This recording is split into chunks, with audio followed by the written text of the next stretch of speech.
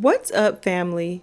And welcome back to another week on Guns and Butter with your favorite cousin, Kinda G. Y'all, I've missed you so much. I literally have been dreaming these past couple days about sitting in my little chair at my desk in my little booth recording episodes for y'all. I seriously could not wait to get back to this. For my listeners that know me personally, y'all know I'm an Army girl. So about 2 weeks ago, I had to go out to the field and I was playing Army, playing soldier. You know how I go. But when I came home, I just needed to relax and spend some time with my dogs and my man. You know how it is. Oh, and let's not forget I also worked on some promos for the podcast. But I'm back and I'm coming better than ever. So I hope y'all missed me, okay? Because I got a good case for y'all this week. And you already know what type of time we on. So grab yourself a glass of wine, come get comfortable, and let's get into this week's case. That's what it's all about. Guns and butter, baby.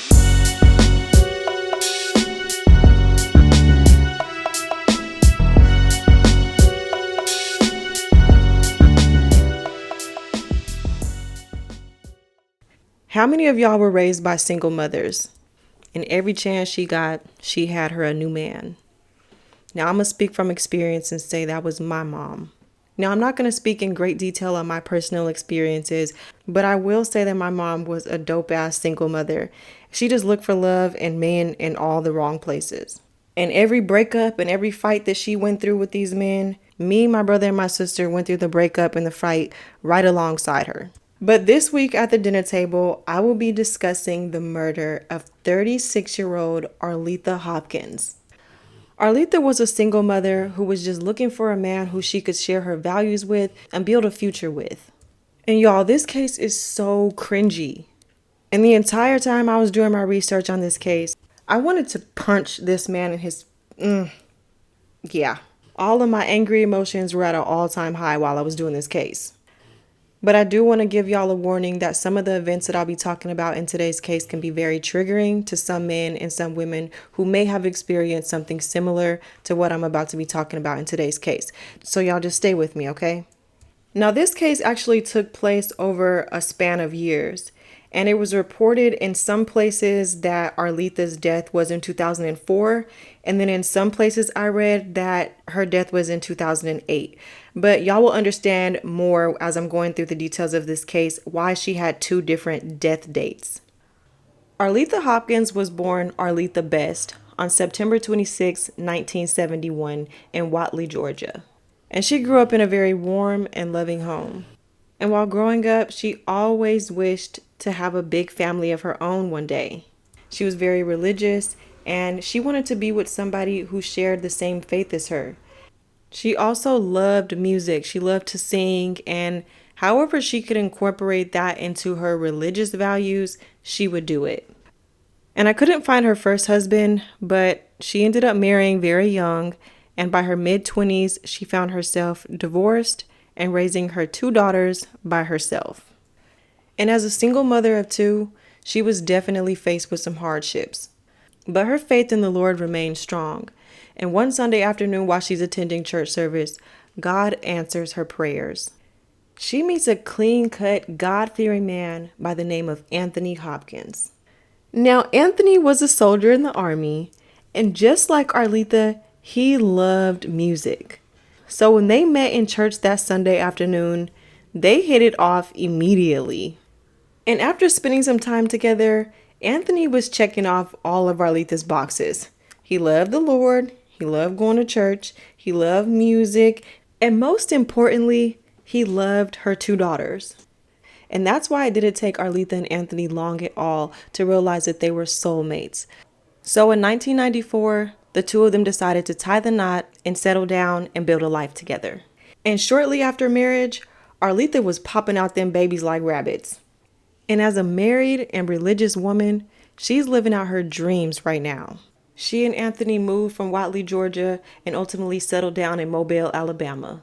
And right now in the Hopkins family, in addition to the two daughters that Arletha had from her previous marriage, she and Anthony currently share 5 children together.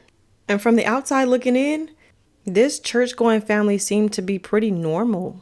They have a 2-parent household, and they're constantly being blessed with new additions to the family. And for Arletha, somebody who always wanted a big family, this is a blessing.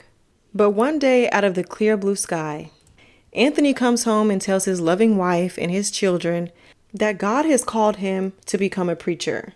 So he goes AWOL from the army, and instead of enrolling into a seminary to begin his study to become a minister, he instead decides to become an itinerant preacher, which is pretty much traveling from town to town, preaching on corners and in shopping centers and parking lots to pretty much anyone who will listen to what you have to say. So I'm sure that you can imagine the strain that this has on the family financially. With 7 growing children, this man around here preaching for free on corners, not bringing home a dime. Now, Arletha, come on now. You need to put your foot down, because how are you taking care of all 7 of these kids, plus yourself and your husband? Look, Mr. Anthony, you're going to have to go out and get you a night job. You can be a preacher by day, but you need to be on that forklift by night. Something, okay?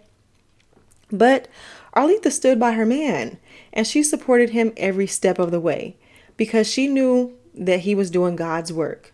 And eventually, all of Anthony's hard work and sacrifice paid off when he was approached by a pastor and he was offered a job as well as lodging at a church in Alabama. So, of course, he accepted.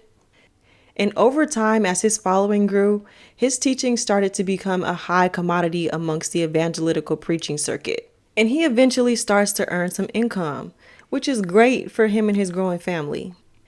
And if there's one thing Anthony gonna do, he gonna hold him a church service. He was preaching on Saturday and Sunday and during Wednesday night Bible study. And of course, the children were spending all their time in church right alongside him. So they ended up starting a musical group called the Hopkins Ensemble, and they would travel from church to church with him and sing and play instruments. So that was really fun for them, and they were pretty talented. So in 2004, the family receives more blessings from the Lord when Arletha announces that she is pregnant with her 8th child. And Arletha gives birth to her 8th child, a baby boy, on November 21st, 2004. And shortly after that, the Hopkins family is hit with an unthinkable tragedy. And one Saturday during church service, Anthony stands before the congregation in the pulpit holding his newborn son, and he announces that his wife Arletha has passed away during childbirth. He lets them know that a couple weeks back she gave birth in Georgia, and since this is where she was from, they just went ahead and buried her in Georgia, and he and the kids came back to Mobile. So Arletha was a staple in the church community just as much as Anthony was. So everybody was looking around sad and confused, but nobody ever questioned Anthony or the kids. So of course, nobody was able to confirm or deny if what he was saying about her death was true or not.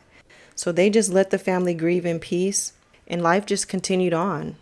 And being that Anthony is now a grieving widower, he asked for the church's prayers and comfort during the family's time in need. So at this point in time, Anthony is now a single father raising 8 children by himself. But luckily, he had the help of Arletha's oldest daughter, Chantel, who is now 16 years old.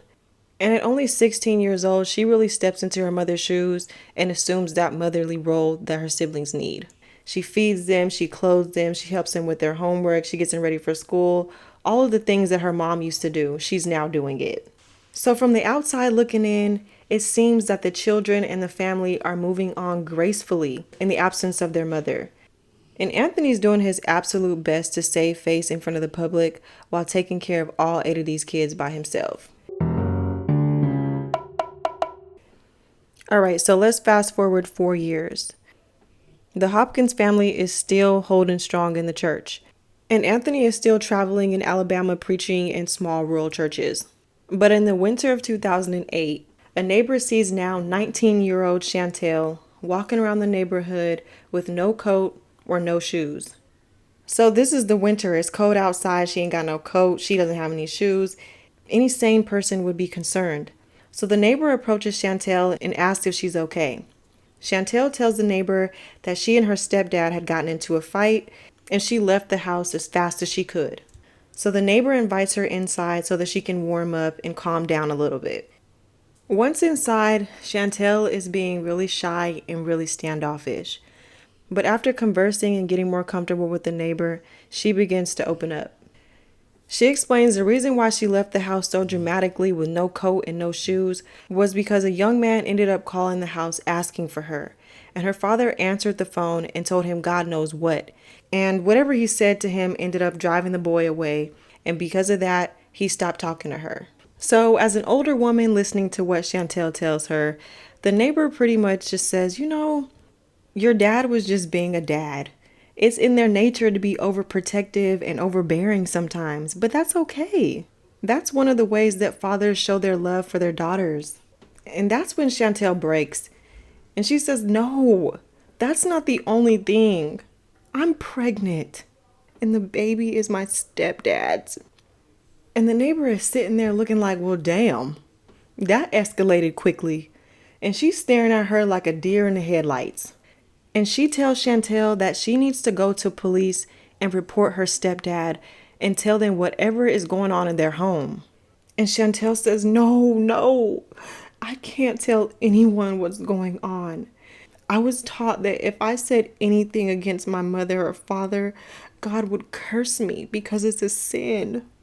So the neighbor says, okay, if you don't want to go to authorities, at least go to the church and let somebody in charge know what your stepfather is doing. So Chantel agrees to let the neighbor drive her to church so that she can let one of the pastors in charge know what's going on in the Hopkins home. So the neighbor drives Chantel to one of the churches where her father preaches. They make sure that he's not preaching that day. They speak to the head pastor. While inside the office, Chantel explains that her stepfather has been molesting her, and as a result, she's pregnant.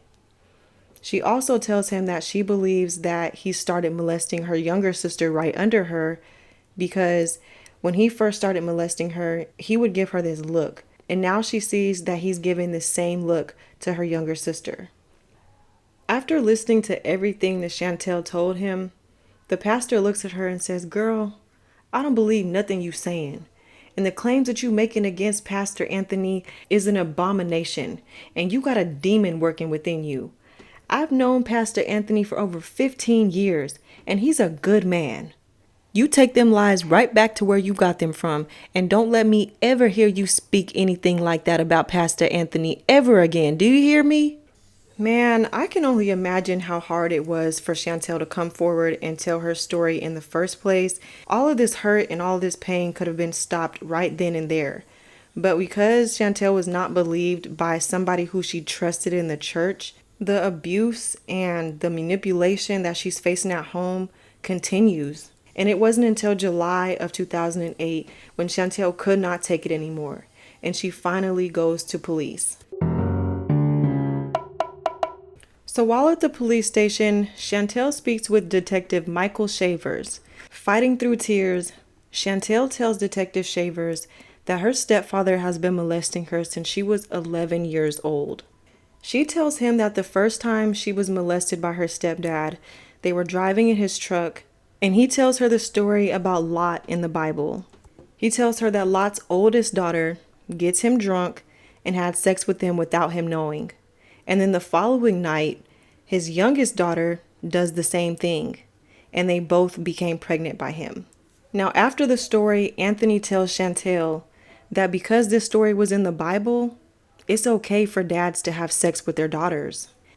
Chantel says she went to her mother and told her what was happening, but at first her mother refused to believe the abuse was going on. Until one day, Arletha witnesses Anthony molesting Chantel with her own eyes. Now, in one place I read that Arletha walked into the church bathroom, and then in another place I read that she walked into their bathroom at home and caught him. But either way, she ends up catching him. She goes off on him. She's disgusted. She threatens to report him to the police, and then he promises to never do it again, and she takes him back. They start doing counseling, but his promise to Arletha was short-lived because he continued to molest Chantel. Now, just like all the other adults in Chantel's life, Detective Shavers does not believe her because I guess coming forward and telling the police that your stepfather is molesting you is just too far-fetched, I guess. So at this point in time, he asks Chantel about her mother. He says, okay, so what happened to your mom? Where is she?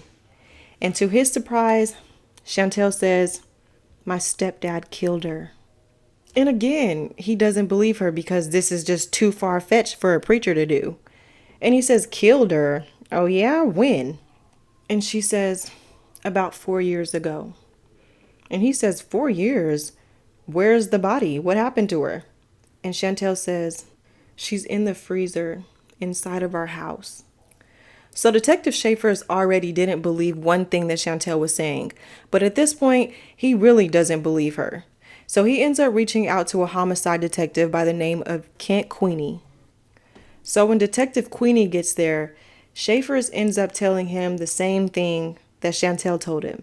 And Queenie doesn't believe the story either. So he ends up wrapping up the conversation with Chantel and sends her on her way. Now, Detective Queenie didn't believe what Chantel said, but he wanted to do some digging of his own so that he can confirm or deny what's going on. So he ends up calling a couple churches that the family attends and speaks with multiple pastors. So according to all the pastors he spoke to, he finds out that Arletha passed away during childbirth and she was buried in Georgia. But while speaking with a family friend who heard a completely different account of where Arletha is, the family friend tells Detective that Arletha moved to California to work as a seamstress for high-end clientele.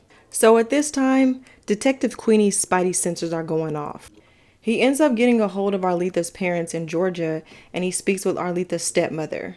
She tells Detective Queenie that Anthony has pretty much isolated them from speaking to Arletha.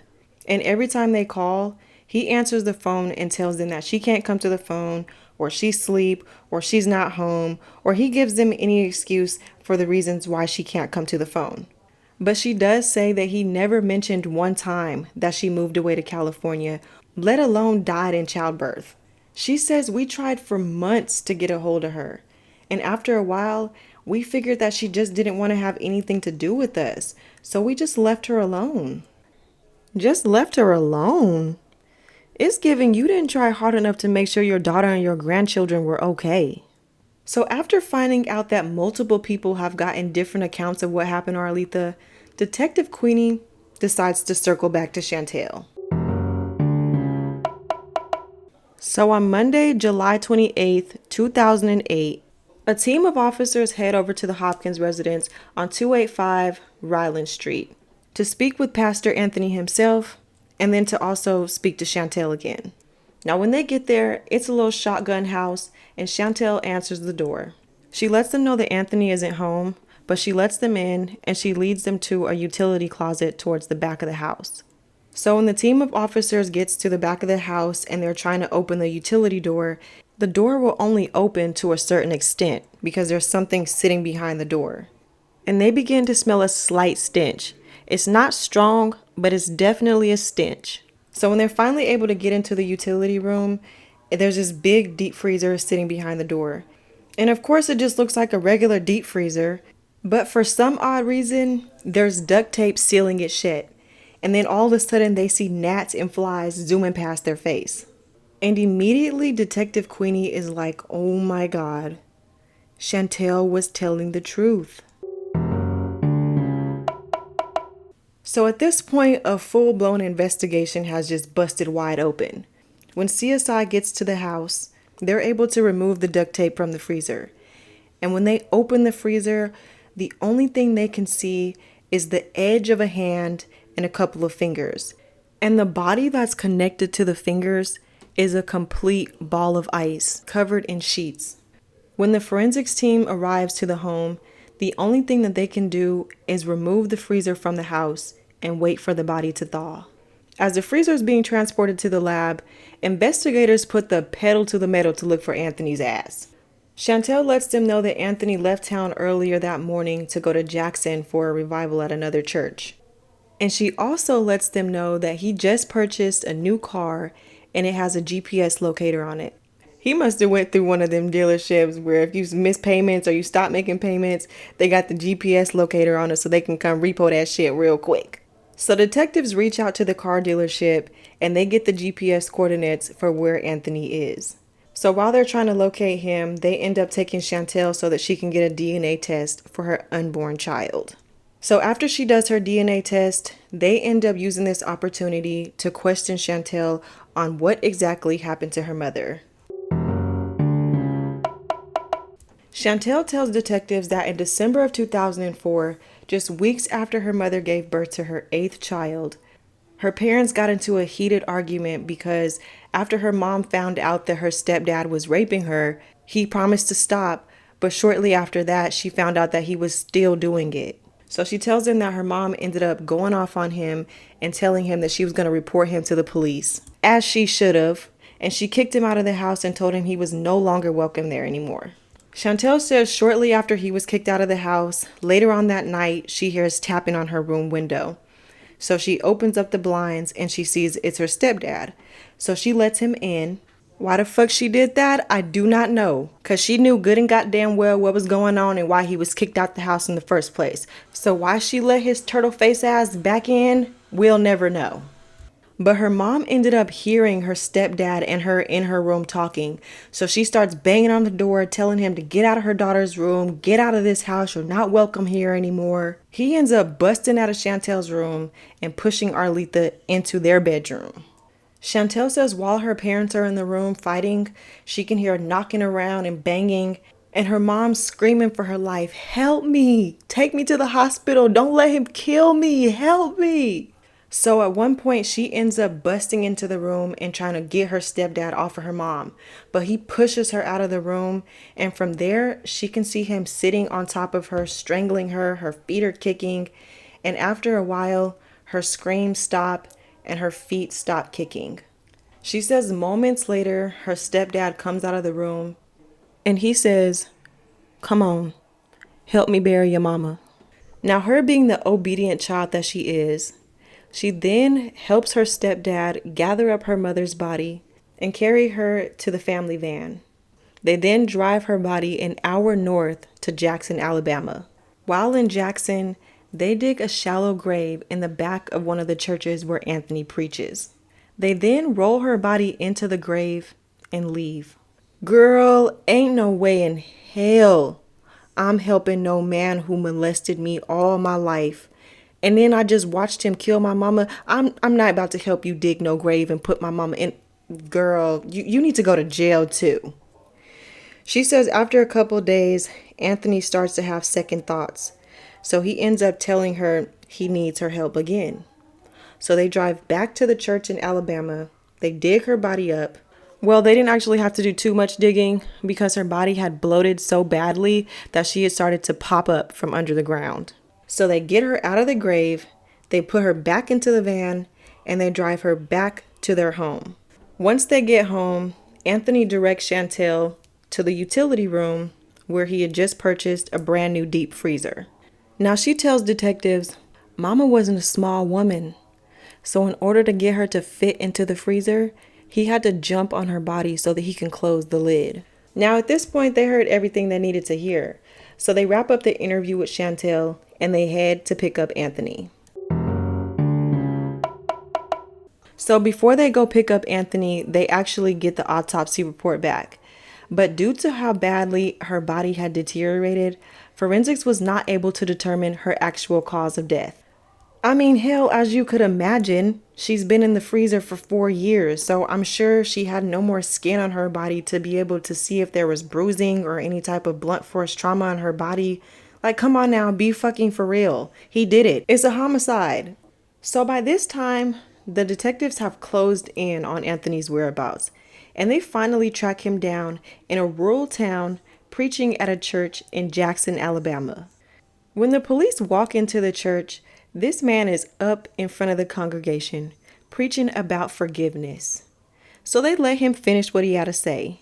And once he finished his little sermon, they walk right down the aisle, right up to the pulpit, all the while making direct eye contact with this man. They ask him, "Are you Anthony Hopkins?" And he says, "Why, yes. How can I help you, officers?" And they say, "Get your ass down here. Come on. You under arrest." And he's like, "What did I do? I haven't done anything. What is this about? Let me go." And Detective Shaver says, "I guess you don't know anything about the body in the freezer, huh?" They drag him out the little church in Alabama and they transport him back to the Mobile Police Department to conduct questioning. But by the time they make it back to town, he had already lawyered up and wasn't saying nothing to nobody. So despite finding Arletha's body in the freezer, investigators were having a hard time piecing together enough evidence to fully support Chantel's story.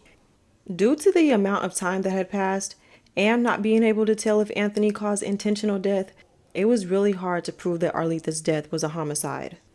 Now, Arletha's children's ages ranged from 3 to 19 years old. So detectives want to circle back to the children to see if they're able to give them any information on the night that their mother was murdered. So they end up speaking with Chantel's sister Tasha, who is also Anthony's stepdaughter from Arletha's previous marriage.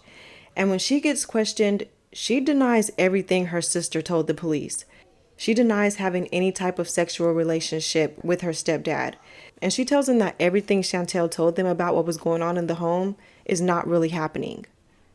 And detectives are like, what? Okay, Tasha. They end up searching the family home and finding a diary written by Tasha. And in this diary, she details wanting to have a closer relationship with God. And not only that, but she wanted to have a closer relationship with her stepfather without having sex with him. All right, Tasha, so you just left your sister hanging when she needed you the most? All right, girl. So by this time, a couple days have gone by, and the lab just came in with the DNA results from Chantel's unborn child. And the DNA test determined that the father of the child is in fact bird nose, peanut head, beetle eye, snail body built ass Anthony Hopkins. So at this time, the 7 underage children were placed in Child and Family Services. Chantel went to stay with the neighbor, and Anthony is placed in the Mobile County Jail where he awaits trial because he's being charged with murder, second-degree rape, second-degree sexual abuse, and second-degree sodomy and incest. On April 6, 2010, Anthony Hopkins' trial begins. So the trial lasted for 4 days, but in the opening statements, State Prosecutor Ashley Rich argues that Anthony didn't mind using the Bible to cover up who he really was. He would manipulate biblical stories and profess himself as a prophet of God, even to such an extreme that he used the Bible to justify raping his stepdaughters. She also argues that Anthony's motive for murdering his wife Arletha was purely for control. He wanted to be the god of his household, so he brainwashed his children, and being that the Hopkins children were homeschooled and Anthony kept to himself moving from place to place, the kids had no real outside influences from other children or even from other adults. Their entire childhood consisted of church, home, and family. And according to Rich, Arletha discovered who the fuck she really married, and she threatened to divorce him and turn him into the police. And because he couldn't stand the thought of his sinful secrets getting out, he did what any sick false prophet would do, and he killed her. In the defense's opening argument, they asked the jury to keep their minds open and to not be swayed by sympathy.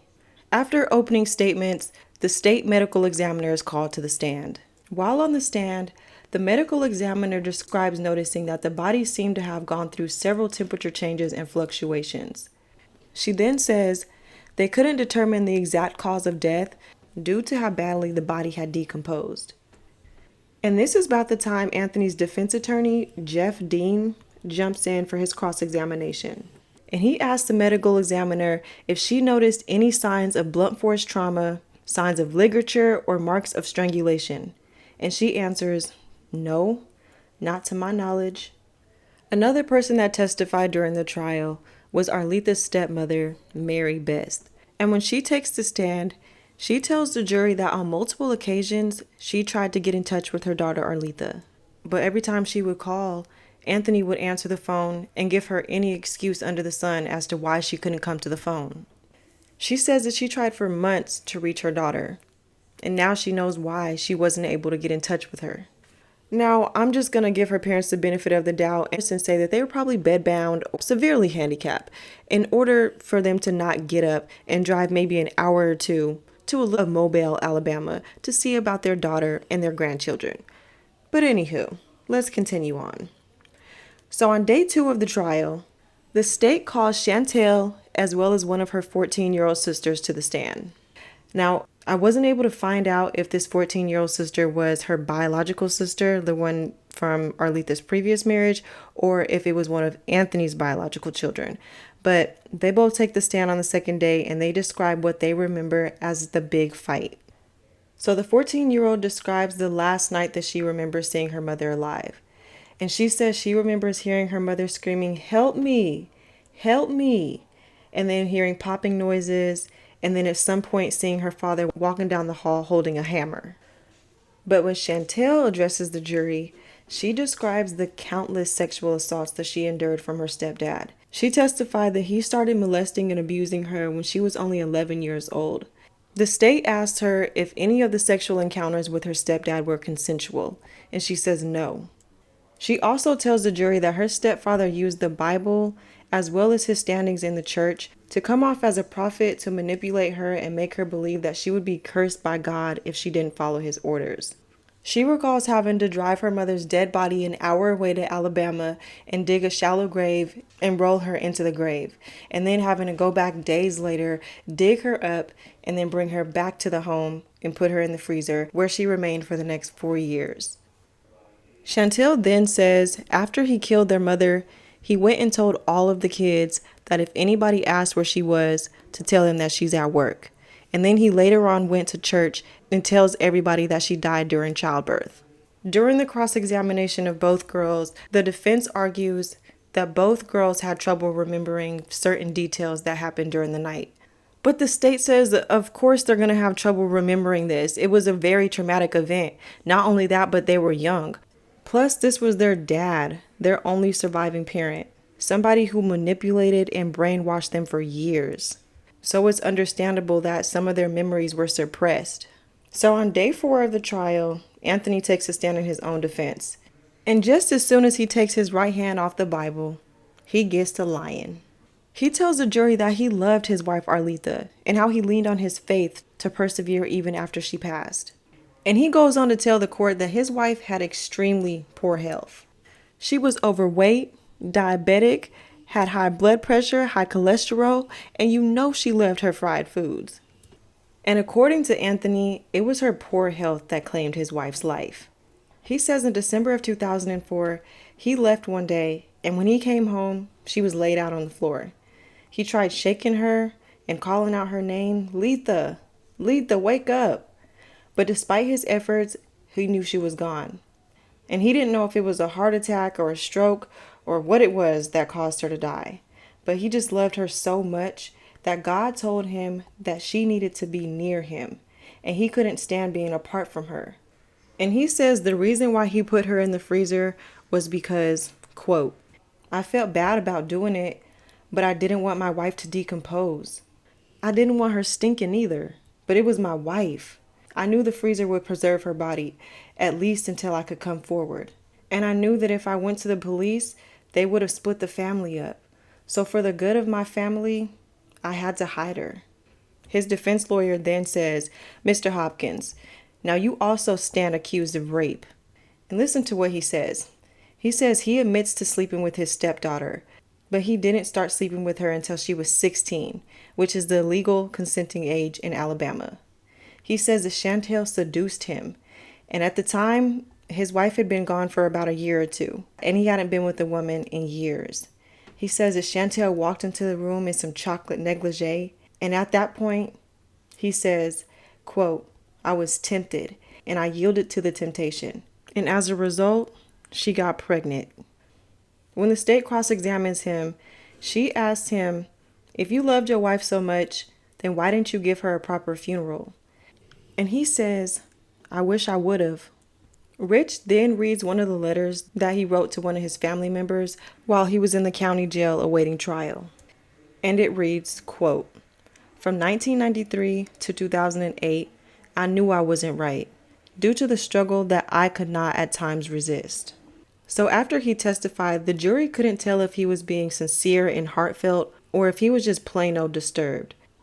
So of course that now brings reasonable doubt into question, and just when his defense thought they had the jury in the bag. Both sides rested, and it took a jury of 6 men and 6 women only an hour and a half to deliberate. And he was found guilty on all 4 counts Again, it was murder, second-degree rape, second-degree sexual abuse, and second-degree sodomy and incest.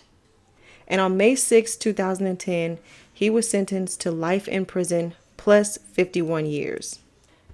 Good. He got exactly what he deserved, but I still feel like they should have put him in the freezer for about 4 of them years that he had to serve. Make sure he feel that shit. All right, cousins, that wraps up my episode on the murder of 36-year-old Arletha Hopkins. So at this point, I hope everything comes full circle for y'all and you understand why Arletha had 2 different death dates. So she was murdered in 2004, but she wasn't actually discovered until 2008. So for some strange reason, they gave her 2 different death dates. So like I said in the beginning, this case definitely pissed me off. But as I was doing my research, I started to have a little bit more compassion for Chantel and her siblings because they probably suffered from Stockholm Syndrome and they were definitely severely brainwashed. And that's most likely the reason why they never came forward and let anybody know what was going on in their home. Well, cousins, we have reached the end. I hope you enjoyed this episode. But meet me right back here at the dinner table next Friday. Same place, same time. That's what it's all about. Guns and